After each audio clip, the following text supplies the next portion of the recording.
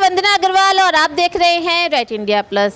इस वक्त मौजूद है हम संगम विहार में और आज लोकसभा चुनाव पर बातचीत करने के लिए हमारे साथ शरद झा जी हैं, जो कि इंजीनियर हैं और सह संयोजक है संगम विहार विधानसभा से। तो चलिए इनसे बातचीत करते हैं। सर, सबसे पहले स्वागत है आपका राइट इंडिया प्लस पे। बहुत बहुत धन्यवाद जी। सर, रामवीर सिंह बिधूड़ी जी को बीजेपी ने अपना लोकसभा प्रत्याशी बनाया है, कैसा चुनाव मान के चल रहे हैं? क्या समीकरण बन रहे हैं संगम विहार में?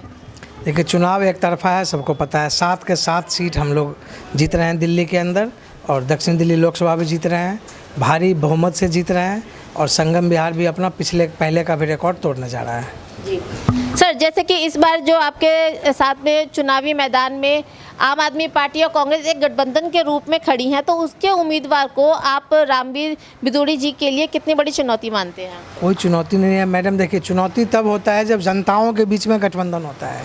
ये तो राहुल गांधी जी और अरविंद केजरीवाल जी बैठ के गठबंधन कर लिए। अब एक बात बताइए, जिस राहुल गांधी के परिवार को पानी पी पी के गाली देता था ये अरविंद केजरीवाल, और अरविंद केजरीवाल खुद ही जाकर के राहुल गांधी के गोद में बैठ गया, तो पब्लिक अब इन पे विश्वास ही नहीं कर रही है ना। और आप लोगों ने सारे सर्वे, आप लोग तो खुद मीडिया में हैं, सारे सर्वे देख ही रहे हैं।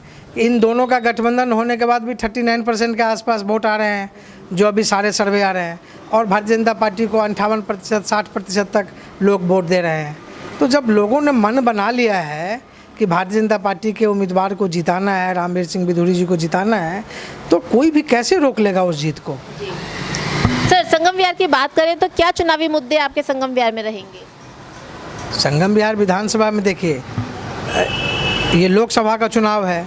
लोकसभा के हिसाब से तो पार्टी ने बहुत सारे काम किए, जैसे कि एमबी रोड पे आप देख रहे हैं मेट्रो का लाइन भी अब परिचालन होने वाला है। लेकिन जो निचले स्तर की व्यवस्थाएं हैं संगम विहार के अंदर, जिसमें पिछले 3 बार से दिनेश मोहनिया जी विधायक है आम आदमी पार्टी का, अब इस बार तो सारे पार्षद भी उनके हो लिए। आप खुद ही घूमेंगी, देखेंगी, सड़कों पे कूड़ाओं का अंबार है, कहीं भी साफ़ सफाई है नहीं। ये सत्ता में आए थे झूठ बोल करके कि हम 500 स्कूल दिल्ली में खोलेंगे। अगर 500 स्कूल खोलेंगे, उस हिसाब से एक विधानसभा पे 7 स्कूल बनता है, ठीक है ना। 70 विधानसभा को आप कैलकुलेट करेंगे तो संगम विहार में आधे स्कूल भी इन्होंने नहीं खोले। एक भी यहाँ पे ढंग का कोई डिस्पेंसरी नहीं है, ठीक है ना। एक मोहल्ला क्लिनिक आप खुद जाकर के रिपोर्ट कर लीजिए, अभी बता हॉस्पिटल के सामने मेन रोड पे है, उसमें आपको सूअर और कुत्ते घूमते हुए मिलेंगे, वो आज तक कभी चालू ही नहीं हुआ। तो संगम विहार में तो मतलब परिलक्षित है कि इन लोगों ने कुछ भी किया नहीं। पानी की व्यवस्थाएं यहाँ है नहीं, बोरवेल सब चलते नहीं हैं, जो चलते हैं उसमें इनके गुंडों ने कब्जे कर लिया है।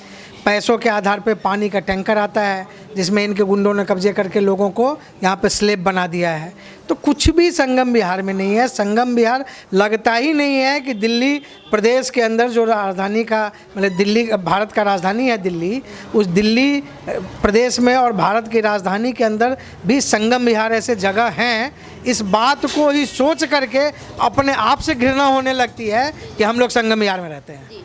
लेकिन सर, संगम विहार के जो प्रत्याशी हैं लोकसभा के, वो तो विकास के काम पे वोट मांग रहे हैं। वो कहते हैं हमने संगम विहार के अंदर सड़कें जो कच्ची थी वो सड़कें पक्की करी हैं, हमने संगम विहार के अंदर पाइपलाइन बिछाई है, सोने विहार के पानी की, बिजली भी फ्री दी है, लोगों को काफ़ी सुविधा दी है। जो भी काम हुआ है वो भारतीय जनता पार्टी ने यहाँ करवाया है।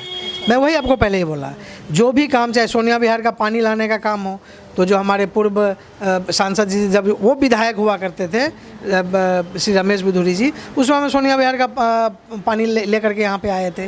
तो जो भी काम संगम विहार में हुए भाजपा के नेताओं ने ही पहले करवाए हैं, और जो केंद्र सरकार की योजनाओं को भी यहाँ पे अमली जामा, जैसे आपका बिजली घर बनाना हो, तो सारे भाजपा के नेताओं ने ही करवाया है।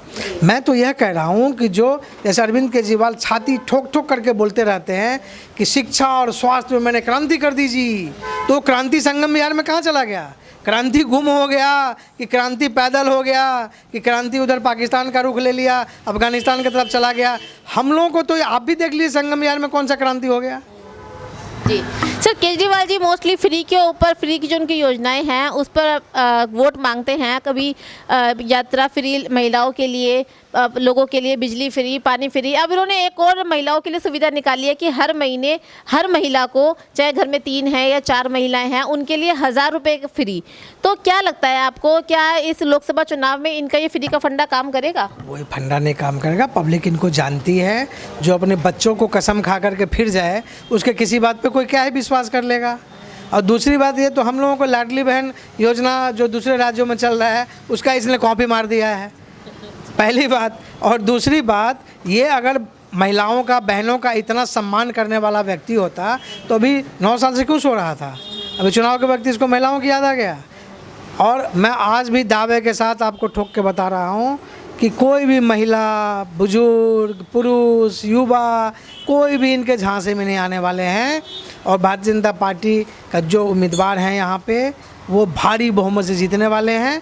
और आम आदमी पार्टी का जो उम्मीदवार कांग्रेस के समर्थन से आया हुआ है, राहुल गांधी ऐसे भ्रष्ट पार्टी के गठबंधन से बनी हुई है भ्रष्ट सरकार आम आदमी पार्टी की, शराब माफियाओं की सरकार के जो कैंडिडेट हैं वो बुरी तरीके से यहाँ से पैदल होकर जाने वाले हैं।